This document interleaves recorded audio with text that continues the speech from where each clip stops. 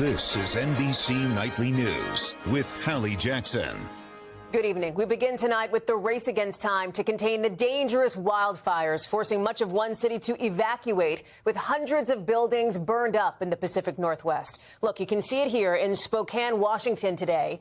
Neighborhoods like this one swallowed by the fire, flames and smoke everywhere you look. Right now, 4,000 firefighters are working around the clock to try to get things under control. But you see from this video, look, from behind the wheel, this is why thousands of people have been forced to grab what they can and get out fast. With nearly this whole street, look at that, wiped out. And tonight, a new and urgent danger. The wind is starting to shift. And Spokane's mayor warns that could make getting a handle on these fires even more difficult, with at least 600 buildings destroyed already. Camila Bernal starts us off. Tonight, raging flames in Washington state. Thick billowing smoke seen here covering the sky. A passenger recording the smoke as they landed in Spokane today. Cops are asking us to leave. The threat forcing thousands to evacuate.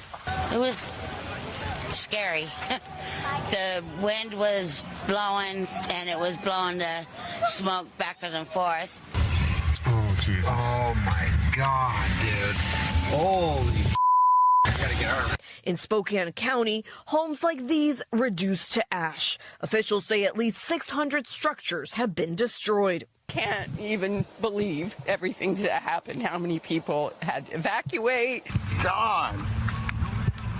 Oh, you're tripping. As more than a dozen major fires tear across the state, scorching over 250,000 acres. From the air to the ground, firefighters battling the blaze.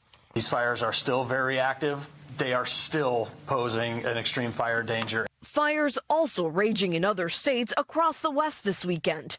In Europe, several wildfires also breaking out in Greece.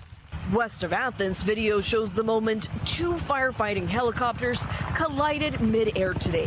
One immediately catching fire and plummeting. 2 people died, 2 survived, according to fire officials. Back in the U.S., 48 million remain under heat alerts from parts of California to the Dakotas. It feels like there's just endless days near 100 degrees. Camila is joining us now from L.A., where folks are not catching a break from all that heat, Camila. They're not, Hallie. The heat, the extreme heat, will remain here in California through tonight. And in many parts of the Southwest, including Arizona, we could continue to possibly see record-breaking temperatures through Monday. Hallie? Camila Bernal, thank you. Also tonight, new images of the moment an armed bystander, credited with saving lives, tried to stop an attacker during a deadly mass shooting in Idaho. As we learn more tonight about the chaotic moments at that In-N-Out burger where it happened. Dana Griffin is there. Tonight, new video showing the moments a man stepped in to stop a shooter who opened fire outside this Idaho In-N-Out burger Saturday afternoon, sending people running for their lives. What's happening? What happened? What's happening? Shoot, shoot. Shoot. Go. Just go. Go, go, go. You see a gunman with an AR-style rifle unleashing several rounds in the drive-thru of the popular fast food chain, which opened just days ago in Twin Falls. Another man then returns fire. Lane Cohen witnessed the shooting from his car. Is he a hero?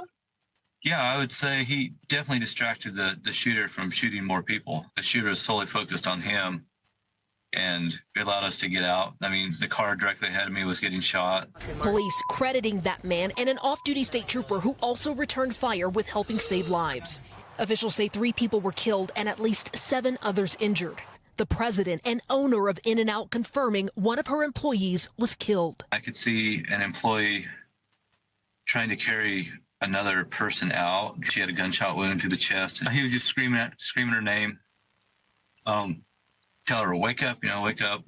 Taxi driver Terry Dudley was shot while charging his car. His son Michael says his father is now intubated in the hospital. He's in pretty rough shape. I haven't been able to talk to him. Tonight, officials say the gunman, identified as 24-year-old Chad Williams, died from a self-inflicted gunshot. His motive still unclear.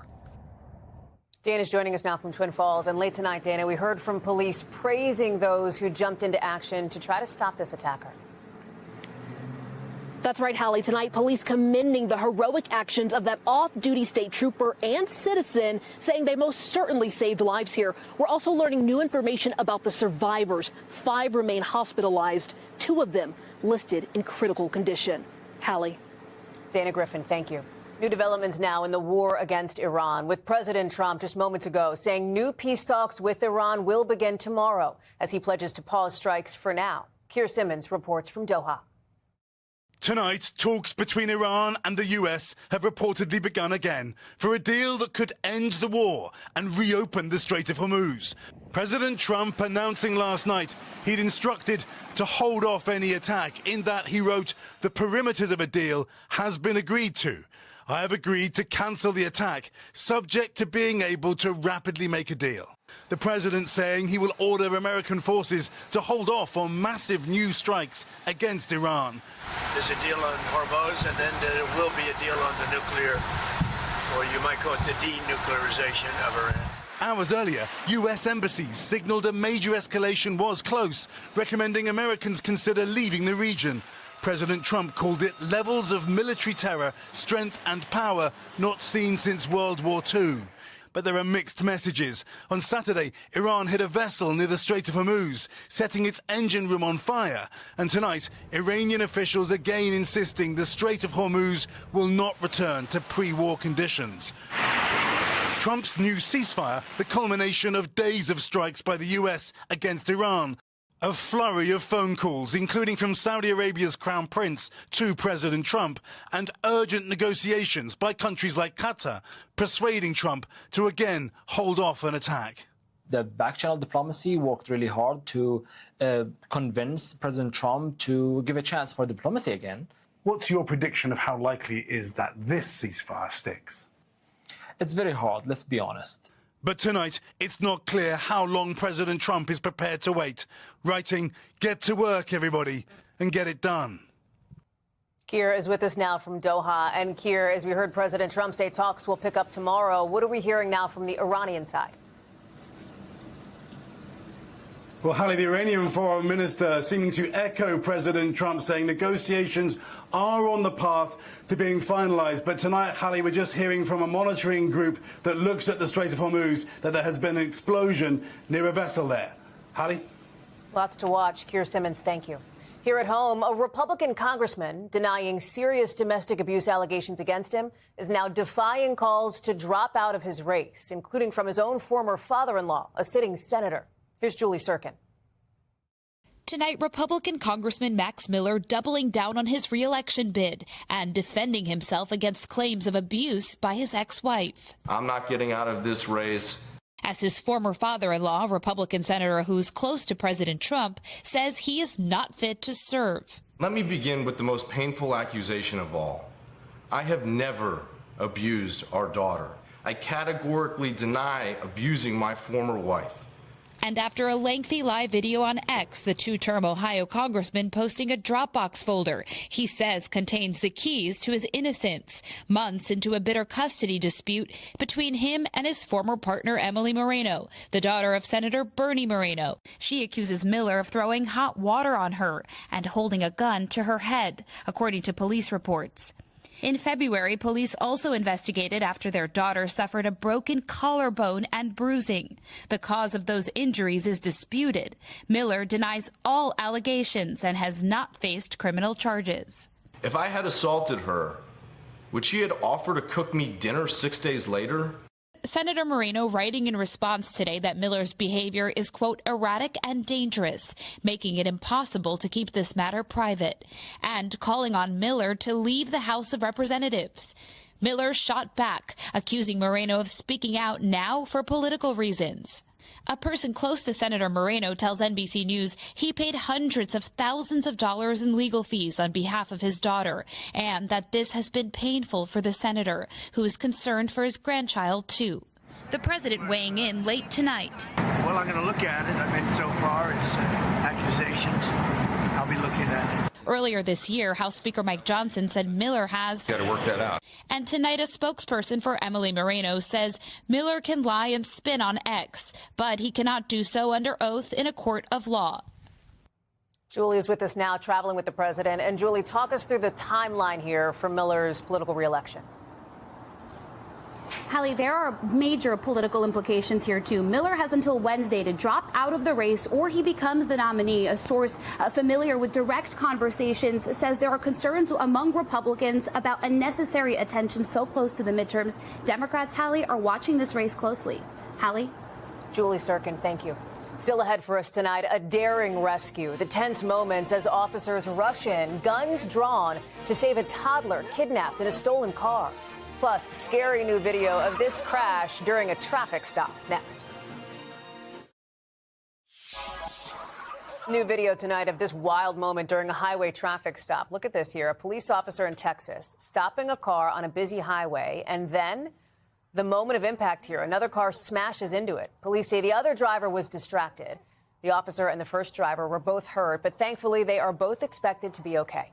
Also tonight, southern Italy rattled by the strongest earthquake that region has seen in decades. A 4.7 magnitude earthquake Friday night near Naples, triggering rock slides along with buildings crumpled and cars crushed. 24 people were hurt, 5 of them taken to hospitals. Here at home, a dramatic rescue caught on camera. Police stepping in to stop a carjacker who allegedly stole a car with a toddler inside. Here's Ryan Chandler. Tonight, a daring rescue. Jazz, run the tag back. Atlanta police rushing to save a 2-year-old girl from a carjacker. Hands up! Yo! Don't move! Mom making a frantic 911 call on Thursday. Someone just stole my car, and it has my 2-year-old daughter in it.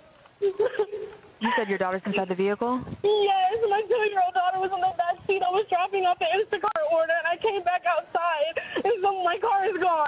Police scanning the city streets with license plate readers, tracking the car down 3 miles away in under 15 minutes. Hands on the window now!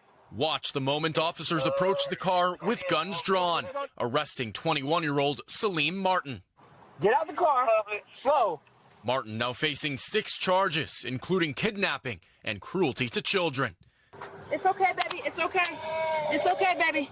Officers calming the crying toddler. Mom and child finally reunited as a parent's worst nightmare came to an end. Ryan Chandler, NBC News. We are back with much more in a moment. Back now with superstar Ariana Grande stepping back from the public eye when her tour wraps up next month, according to what a rep for the singer tells People magazine. She's pulling out of a musical set to open in London as well. Her team citing what they call endless, ongoing public scrutiny as a reason for the move. And that is Nightly News for this Sunday. Sunday Night Baseball is up next with the Red Sox at the Dodgers. I'm Hallie Jackson. For all of us here at NBC, thanks for watching and have a great week.